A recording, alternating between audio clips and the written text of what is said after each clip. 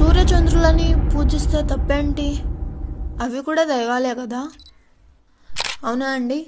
సూర్యచంద్రులు దేవుళ్ళా? అస్తగ్ఫిరుల్లా, ఏమాత్రం కాదు.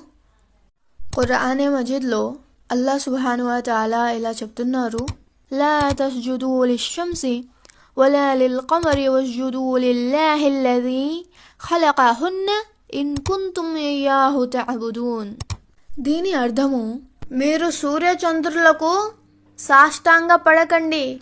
ఎవరైతే సూర్యచంద్రులను పుట్టించాడో అంటే ఆ అల్లాహకు, సృష్టికర్తకు సాష్టాంగ పడండి. అసలు ఆ దైవము ఈ సూర్యచంద్రులని, ఈ వాయువు, ఇవన్నీ ఎందుకు పుట్టించాడండి?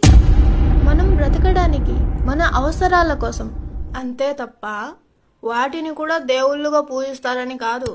Hope you understand.